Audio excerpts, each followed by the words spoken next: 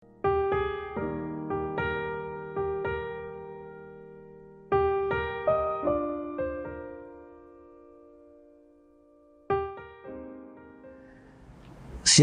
Elohim, puji Tuhan, kembali bersama saya Pendeta Luther Ayomi, Wakil Sekretaris 4 Majelis Daerah Gereja Pantekosta di Indonesia di Tanah Papua.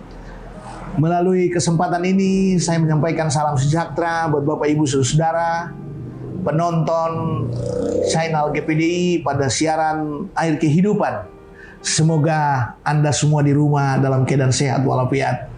Saya terlalu percaya Corona tidak mempunyai sengat yang membuat saudara menjadi lemah dan putus asa. Sebab firman Tuhan lebih kokoh, kuat, dan berkuasa. Mengandung janji-janji yang dahsyat dan luar biasa buat kita semua. Sebelum saya berkhotbah, saya mengajak kita berdoa, memohon tuntunan kekuatan kuat kuasa Roh Kudus. Haleluya. Mari kita berdoa. Tuhan Yesus, Engkau firman yang hidup, yang turun dari surga dan memberikan kehidupan serta keselamatan kepada manusia yang sudah terpisah jauh daripadamu karena dosa. Terima kasih buat pengorbananmu, terima kasih buat kehadiranmu. Hamba-Mu akan menyampaikan sebagian dari isi hati-Mu di saat pagi hari ini. Hamba mohon pertolongan kuat kuasa Tuhan, sehingga apapun yang terjadi, kami mengundang Roh Kudus hadir, mendahului semua yang kami lakukan, mengurapi hamba-Mu, mengurapi semua penonton dan pendengar di mana saja mereka berada. Dan kami semua menikmati lawatan-lawatan Tuhan yang spektakuler, yang luar biasa melalui kebenaran firman Tuhan. Dalam nama Yesus, kami tolak kuasa setan iblis yang akan mengganggu melalui media ini, merusak, mengacaukan, dijauhkan, ditolak dengan kuasa Tuhan. Dalam nama Yesus, berikan kekuatan dan penghiburan serta kesempurnaan selama acara ini berlangsung. Terima kasih. Kami hendak memberitakan firman-Mu dengan nama Bapa, Putra, dan Roh Kudus, yaitu di dalam nama Tuhan Yesus Kristus, Tuhan dan Juru Selamat kami yang hidup. Glory, haleluya. Amin. Puji Tuhan. Bapak Ibu Saudara, khotbah saya kali ini saya menggunakan seragam batik karena memang hari ini adalah hari di mana kita harus menggunakan batik. Batik Papua. Ciri khas daerah kita. Saudara, hari ini saya akan membahas tentang kepemimpinan. Kepemimpinan yang benar dan kepemimpinan yang berteladan firman Tuhan. Haleluya. Puji Tuhan. Kita buka di dalam Kejadian pasal 2 ayat yang ke-15. Kejadian pasal 2 ayat yang ke-15. Puji Tuhan. Saya mengizinkan saudara untuk yang berada di rumah, silakan membuka Alkitab saudara. Dan saya akan bacakan ayat ini kepada Bapak Ibu Saudara. Dengarkanlah firman Tuhan. Tuhan Allah mengambil manusia itu dan menempatkannya dalam Taman Eden untuk mengusahakan dan memelihara taman itu. Ayat 16 lagi, saya lanjutkan. Mohon maaf, satu ayat lagi. Lalu Tuhan Allah memberi perintah ini kepada manusia. Semua pohon dalam taman ini boleh kau makan buahnya dengan bebas. Haleluya. Luar biasa. Puji Tuhan. Ada sebuah perintah dari ayat ini. Tuhan Allah mengambil manusia itu dan menempatkannya di Taman Eden dan memberikan perintah. Isi perintah Tuhan adalah, lalu Tuhan Allah memberi perintah ini kepada manusia. Semua pohon dalam taman ini boleh kau makan buahnya dengan bebas. Ada sebuah perintah dalam kebebasan Allah yang luar biasa buat manusia pertama pada waktu itu. Puji Tuhan. Dan ini adalah salah satu bentuk perintah Tuhan, tetapi juga Tuhan memberikan sebuah kepercayaan.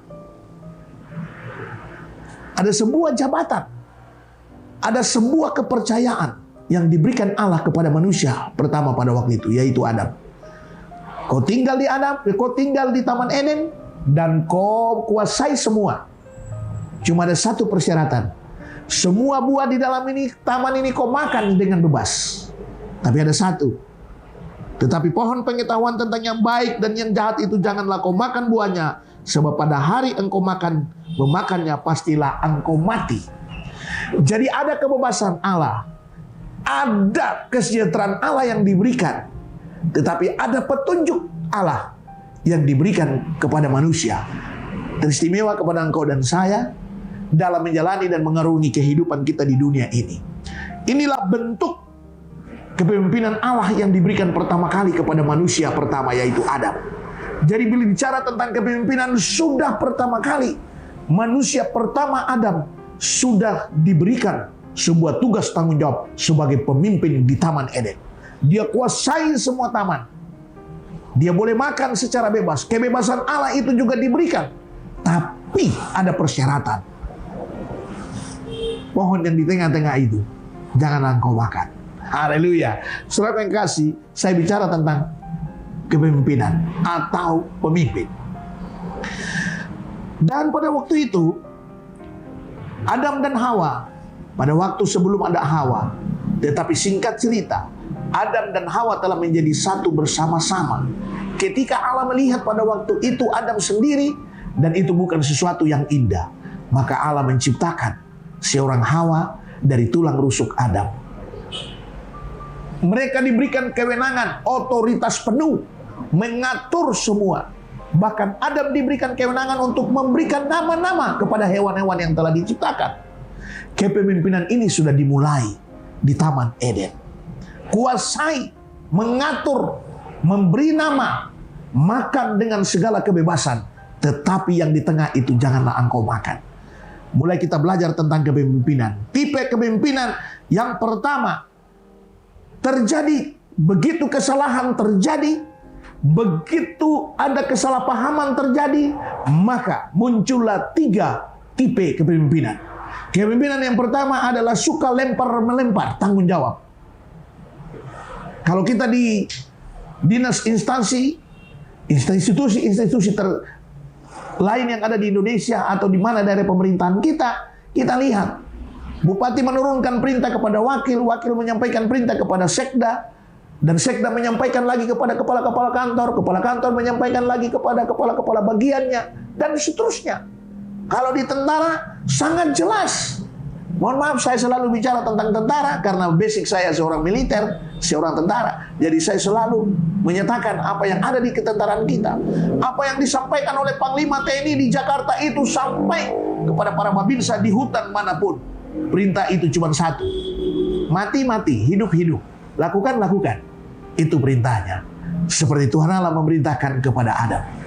Suatu ketika, dalam suatu kesenangan yang luar biasa, kebebasan Allah yang begitu hebat, dan pada suatu ketika Hawa berjalan-jalan dan didapatilah di tengah pohon itu. Hawa ingin mengetahui atau apa yang sedang terjadi dengan pohon ini, sehingga Hawa mendekat dengan pohon itu. Dan walhasil singkat ceritanya terjadi dialog komunikasi, dan Hawa mengambil buah yang dilarang dan memakannya. Ketika dimakan bersama dengan suaminya, dan mereka terbuka mata mereka bahwa mereka kedapatan telanjang. Haleluya. Saudara yang kekasih, perhatikan dengan baik. Di sini saya tidak membahas tentang telanjang dan makan, saya membahas tentang kepemimpinan. Pada waktu terjadi kesalahan itu, inilah tipe kepemimpinan kita. Di saat-saat corona seperti ini dibutuhkan pemimpin-pemimpin yang berdedikasi tinggi, yang memiliki mentalitas yang tinggi, yang memiliki iman yang kokoh kepada Tuhan, sehingga kita tidak akan goyah waktu menyampaikan pesan-pesan kita, pesan-pesan pemerintah, pesan-pesan Allah, pesan-pesan medis, pesan-pesan kesehatan, pesan-pesan sosial, pesan-pesan kemanusiaan. Maka kita mempunyai integritas. Karena apa? Kita beriman kepada Tuhan. Karena apa? Kita percaya kepada Tuhan bahwa kuasa Tuhan lebih mampu, ampuh, dan dapat mengalahkan segala kuasa apapun yang ada di muka bumi ini. Ketika kita rapuh, ini yang akan terjadi. Kita baca ayatnya. Haleluya. Kepemimpinan yang pertama, suka lempar-melempar tanggung jawab. Kita baca di dalam Kejadian 3 ayat 11, 12, dan 13. Kejadian 3 ayat 11, 12, dan 13. Puji Tuhan. Firman-Nya, siapakah yang memberitahukan kepadamu bahwa engkau telanjang? Apakah engkau makan dari buah pohon yang kularang engkau makan itu? Manusia itu menjawab, perempuan yang kau tempatkan di sisiku, Dialah yang memberi dari buah pohon itu kepadaku, maka aku makan. Kemudian berfirmanlah Tuhan Allah kepada perempuan itu, apakah yang telah kau perbuat ini? Jawab perempuan itu, ular itu yang memperdayakan aku, maka aku makan. Saudaraku, perhatikan dengan seksama. Pada saat Allah bertanya kepada Adam, Adam melempar itu kesalahan kepada Hawa. Adam bilang, tidak, bukan saya. Itu Hawa. Istriku itu, perempuan yang kau kasih itu. Lalu Allah bertanya kepada perempuan. Perempuan lagi menolak, bukan saya, itu karena ular. Inilah tipe kepemimpinan. Saudaraku, imbas dari tolak menolak, lempar melempar, kutuk adanya. Kutuk. Jadilah pemimpin yang tidak melempar tanggung jawab, tapi memikul tanggung jawab sepenuhnya, seutuhnya. Kalaupun ada terjadi harus membagi tanggung jawab, maka itu dilakukan dengan koordinasi yang baik, melakukan koordinasi yang erat. Tetapi di dalam konteks firman Allah di sini adalah ketika kita melempar tanggung jawab dalam konteks permasalahan, ada masalah yang tidak dapat diselesaikan secara baik, itu kutuk adanya. Jadi saudara yang kasih, dengarkan dengan baik, dengarkan dengan seksama, jadilah pemimpin yang mempunyai dedikasi, mempunyai iman dan mentalitas yang kokoh. Yang kedua, pemimpin yang suka iri hati, emosi. Kejadian 4 ayat 1 sampai 6. Kejadian 4 ayat 1 sampai 6. Kejadian 1. Saya mempersilakan Bapak Ibu Saudara untuk membuka. Ya, saya membacakan buat Bapak Ibu Saudara. Kejadian 4 ayat 1 sampai dengan 8. Puji Tuhan. Kemudian manusia itu bersetubuh dengan Hawa istrinya dan mengandunglah perempuan itu, lalu melahirkan Kain. Maka kata perempuan itu, aku telah mendapat seorang anak laki-laki dengan pertolongan Tuhan. Seorang anak laki-laki dengan pertolongan Tuhan. Selanjutnya dilahirkannya Habel adik Kain. Dan Habel menjadi gembala kambing domba, Kain menjadi petani. Setelah beberapa waktu lamanya, maka Kain mempersembahkan sebagian dari hasil tanah itu kepada Tuhan sebagai korban persembahan. Habel juga mempersembahkan korban persembahan dari anak sulung kambing dombanya, yakni lemak-lemaknya, maka Tuhan mengindahkan Habel dan korban persembahannya itu. Tetapi Kain dan korban persembahannya tidak diindahkannya. Lalu hati Kain menjadi sangat panas dan mukanya muram. Firman Tuhan kepada Kain, mengapa hatimu panas dan mukamu muram? Apakah mukamu tidak akan berseri jika engkau berbuat baik? Tetapi jika engkau tidak berbuat baik, dosa sudah mengintip di depan pintu. Ia sangat menggoda engkau, tetapi engkau harus berkuasa atasnya. Kata Kain kepada Habel adiknya, marilah kita pergi ke padang. Ketika mereka ada di padang, tiba-tiba Kain memukul Habel adiknya itu, lalu membunuh dia. Puji Tuhan. Saudara yang kasih, tipe kepemimpinan yang kedua adalah iri hati, dengki dan benci. Saya percaya, saudara yang kasih, jadi sebagai seorang pemimpin, tidak ada kebencian, tidak ada iri hati di dalam diri seorang pemimpin. Kalau itu ada, maka itu akan membawa kehancuran di masa kepemimpinan saudara sebagai seorang pemimpin. Baik pemimpin yang kecil atau yang sedang dan yang besar. Pemimpin satu desa, satu kelurahan, satu kampung, satu distrik atau kecamatan, satu kabupaten dan provinsi, bahkan pemimpin negara ini. Tidak ada kebencian dan iri hati. Inilah yang terjadi. Sama-sama diberikan tanggung jawab, sama-sama diberikan karunia dan berkat, kemampuan dan kelebihan yang terjadi. Kain adalah seorang petani yang unggul. Petani pertama di dunia ini adalah seorang yang bernama Kain. Seorang peternakan yang hebat. Yang pertama kali di dunia ini adalah seorang yang bernama Habel. Kedua kakak beradik ini. Yang membedakan mereka adalah, haleluya, yang membedakan mereka adalah di mana persembahan, perbuatan baik mereka. Itu yang membedakan. Persembahan oleh Kain tidak diindahkan dan diterima, tapi persembahan Habel diterima. Saudaraku, sebagai seorang pemimpin, dengar baik dan pelajari firman Tuhan dengan baik. Yang membedakan kita dalam kepemimpinan kita adalah perbuatan kebaikan kita. Perbuatan kita yang baik kepada sesama dan kepada Tuhan, inilah yang akan membuat kita beda. Keimanan kita, kepercayaan kita, ketakwaan kita kepada Tuhan, itu yang membuat kita menjadi beda. Tipe kepemimpinan yang kedua adalah iri hati dan kebencian. Dengki. Imbasnya atau endingnya adalah terjadi pembunuhan. Baik pembunuhan secara massal, pembunuhan secara langsung, bahkan pembunuhan karakter yang terjadi di suatu bangsa dan kelompok-kelompok kecil, bahkan sampai pada kelompok yang besar. Hindarkanlah itu dari kehidupan saudara. Apatah lagi saat ini engkau sedang menyandang jabatan dan golongan sebagai seorang pemimpin, baik di kantor ataupun di mana saja engkau berada. Itulah tipe kepemimpinan yang kedua. Hindarkanlah, jauhkanlah itu daripada kehidupanmu. Tipe kepemimpinan yang ketiga, Kejadian pasal 7. Kita melangkah pada buku yang berikut, Kejadian pasal 7. Kejadian pasal 7 ayat 1 sampai 5. Kejadian pasal 7 ayat 1 sampai 5. Puji Tuhan. Saya bacakan buat Bapak Ibu Saudara sekalian, pemirsa, penonton dan pendengar, mari kita baca bersama. Saya bacakan untuk saudara. Haleluya. Lalu berfirmanlah Tuhan kepada Nuh, masuklah ke dalam bahtera itu, engkau dan seisi rumahmu, sebab engkaulah yang kulihat benar di hadapanku di antara orang zaman ini. Dari segala binatang yang tidak haram haruslah kau ambil 7 pasang, jantan dan betinanya, tetapi dari binatang yang haram 1 pasang, jantan dan betinanya. Juga dari burung-burung di udara 7 pasang, jantan dan betina, supaya terpelihara hidup keturunannya di seluruh bumi. Sebab 7 hari lagi aku akan menurunkan hujan ke atas bumi, 40 hari 40 malam lamanya, dan aku akan menghapuskan dari muka bumi segala yang ada yang kujadikan itu. Lalu Nuh melakukan segala yang diperintahkan Tuhan kepadanya. Nuh berumur 600 tahun ketika air bah datang meliputi bumi. Masuklah Nuh ke dalam bahtera itu bersama-sama dengan anak-anaknya dan anak istrinya dan istri anak-anaknya karena air bah itu.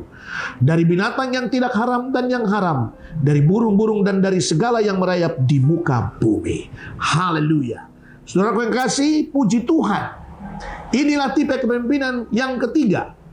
Adalah pemimpin yang kerja keras. Pemimpin yang sayang dengan umatnya, sayang dengan keluarga, sayang dengan bangsanya. Jadi seorang pemimpin harus ada punya rasa kasih sayang.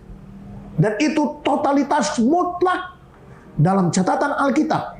Menjelaskan manusia pertama dari Adam sampai dengan Nuh. Terjadi pemberontakan-pemberontakan yang besar, sehingga Allah memusnahkan dunia pertama atau bumi pertama dengan air bah. Tetapi ada satu sosok pemimpin yang setia, sosok pemimpin yang tegar hatinya, menghadapi kekerasan kehidupan manusia pada waktu itu. Tetapi juga sosok pemimpin yang punya hati, punya kasih sayang yang luar biasa. Pada waktu itu semua umat menjadi binasa, hanya yang selamat Nuh dan istrinya, serta ketiga anaknya, Sem, Ham, dan Yafet, dan istri-istri mereka. Luar biasa. Jadilah pemimpin yang memiliki rasa cinta kasih, sehingga selamat. Bukan dirimu saja yang selamat, di mana saja engkau berada, dalam memimpin keluarga, rumah tangga, dan anggota di mana engkau berada, pasti aman dan selamat, karena engkau mempunyai rasa kasih sayang. Ada tanggung jawab moral yang besar, tanggung jawab moral yang tinggi, sehingga dalam kesulitan-kesulitan apapun ada tanggung jawab. Engkau tidak memandang ini kepala batu, ini pemalas. Tapi pada saat-saat di mana, saat-saat yang sangat kritis, disitulah engkau menunjukkan kasih sayang jati dirimu sebagai seorang pemimpin yang mempunyai kasih sayang yang tinggi. Dan tipe kepemimpinan yang terakhir, kita buka di dalam Kejadian 15 ayat 1 sampai 7. Kejadian 15 ayat 1 sampai 7. Kejadian 15 ayat 1 sampai 7. Perjanjian Allah dengan Abram, janji tentang keturunannya. Tipe kepemimpinan yang terakhir pada khotbah saya di siang hari ini. Kemudian datanglah firman Tuhan kepada Abram dalam suatu penglihatan. Janganlah takut, Abram. Akulah perisaimu. Upahmu akan sangat besar. Abram menjawab, ya Tuhan Allah, apakah yang akan engkau berikan kepadaku karena aku akan meninggal dengan tidak mempunyai anak dan akan mewarisi rumahku? Yang akan mewarisi rumahku ialah Eliasar orang Damsyik itu. Lagi kata Abram, Engkau tidak memberikan kepadaku keturunan, sehingga seorang hambaku nanti menjadi ahli warisku. Tetapi datanglah firman Tuhan kepadanya demikian, orang ini tidak akan menjadi ahli warismu, melainkan anak kandungmu dialah yang akan menjadi ahli warismu. Lalu Tuhan membawa Abram keluar serta berfirman, coba lihat ke langit, hitunglah bintang-bintang, jika engkau dapat menghitungnya, maka firman-Nya kepadanya, demikianlah banyaknya nanti keturunanmu. Inilah kepemimpinan yang terakhir atau kepemimpinan yang keempat dalam khotbah saya di episode kali ini. Saudara yang kasih, pemimpin yang tidak boleh ragu. Pemimpin yang senantiasa selalu percaya akan kuasa dan kehendak Tuhan. Haleluya. Ada keraguan yang muncul karena Abraham sudah tua. Tetapi untuk janji Tuhan, ayat ini menceritakan tentang keraguan, kebimbangan, keputusasaan dia. Tapi terbukti bahwa untuk hal ini dia tetap percaya kepada Tuhan. Inilah keempat pemimpinan, tipe kepemimpinan yang kita harus belajar dalam kebenaran firman Tuhan, supaya kita menjadi pemimpin-pemimpin yang baik, pemimpin-pemimpin yang berhasil, pemimpin-pemimpin yang dapat mengarahkan anak-anak buah kita dari hal yang salah kepada hal yang benar, dari hal yang tidak bertobat kepada bertobat, atau datang kepada pertobatan untuk mengenal Tuhan dalam kuat kuasa pujian dan penyembahan yang benar kepada Tuhan. Demikianlah penyampaian firman Tuhan pada saat ini. Semoga Bapak Ibu dapat menyimaknya, menikmatinya, dan menjadi berkat dalam kehidupan saudara. Teramat khusus kepada para pemimpin-pemimpin di mana saja engkau berada, jadilah teladan yang baik dan benar. Tidak boleh ada iri hati, tapi jadilah orang yang senantiasa bersuka cita, memiliki kasih sayang, memiliki dedikasi dan tanggung jawab, sehingga dimanapun kita berada menjadi berkat bagi banyak orang. Haleluya. Mari kita berdoa. Tuhan Yesus, firman yang hidup, kami bersyukur bahwa firman-Mu ya dan amin mengajarkan kepada kami untuk sebagai pemimpin. Baik pemirsa, penonton di mana saja mereka berada, jadikanlah mereka orang-orang yang diberkati, jadikanlah mereka orang-orang yang senantiasa memiliki dedikasi dan semangat cinta kasih yang kuat melalui penayangan khotbah di pagi dan siang hari ini. Berkati kru, pengatur, channel GPDI, siaran air kehidupan ini. Biarlah dimanapun mereka berada, mereka tetap menjadi saluran-saluran berkat, dan kami semua menjadi saluran berkat, menanti menyongsong kedatangan Tuhan pada kali yang kedua.